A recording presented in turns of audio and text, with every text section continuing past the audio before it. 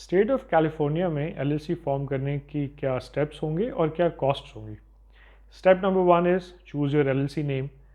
ये बहुत ज़रूरी है कि आपका एलएलसी नेम किसी भी दूसरी एलएलसी के नेम से डिस्टिंक्ट होना चाहिए, because no two LLCs can have the same name in the same state. So ये नेम चूज़ करना, this is very important step. Step number two is getting a registered agent. Registered agent is someone जो कि आपके behalf पे legal और state correspondence को accept करता है। तो अगर आपके पास अपना फिजिकल एड्रेस है जो कि आप देना चाहें तो वो भी आप दे सकते हैं, बट इट्स फार बेटर कि आप प्रोफेशनल रजिस्टर्ड एजेंट की सर्विसेज लें।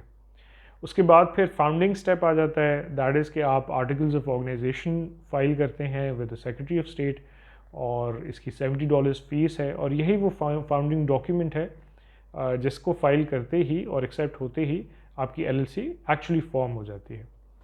अगला स्टेप है ऑपरेटिंग एग्रीमेंट फाइल करना। This is sort of a companion document to the articles of organization, और आर्टिकल्स ऑफ ऑर्गेनाइजेशन के थ्रू अगर आपकी एलएलसी फॉर्म होती है तो ऑपरेटिंग एग्रीमेंट के थ्रू ये बताया जाता है कि इस एलएलसी को कौन ओन करता है, और ये आपकी बैंक अकाउंट ओपनिंग के लिए और काफ़ी लीगल डॉक्यूमेंटेशन के लिए it is mandatory to have. So this is very important कि आप इस डॉक्यूमेंट को फाइल करें। Next step is registering an EIN। EIN is your employer identification number, जो कि आपकी फेडरल टैक्स ID है, और इसके भी बहुत सारे यूजेस हैं। ये आपकी टैक्स फाइलिंग के लिए, आपकी बैंक अकाउंट ओपनिंग के लिए रिक्वायर्ड है, and it is again A mandatory requirement. इसके बगैर भी आगे आप आगे बढ़ नहीं पाएंगे। अच्छा, इसके बाद अगर हम आते हैं तो कुछ स्पेसिफिक स्टेप्स हैं जो कि सिर्फ स्टेट ऑफ कैलिफोर्निया में ही हैं। एक ये है कि आपने स्टेटमेंट ऑफ इंफॉर्मेशन फाइल करनी है with the state, which shows that your LLC is in good standing with the state।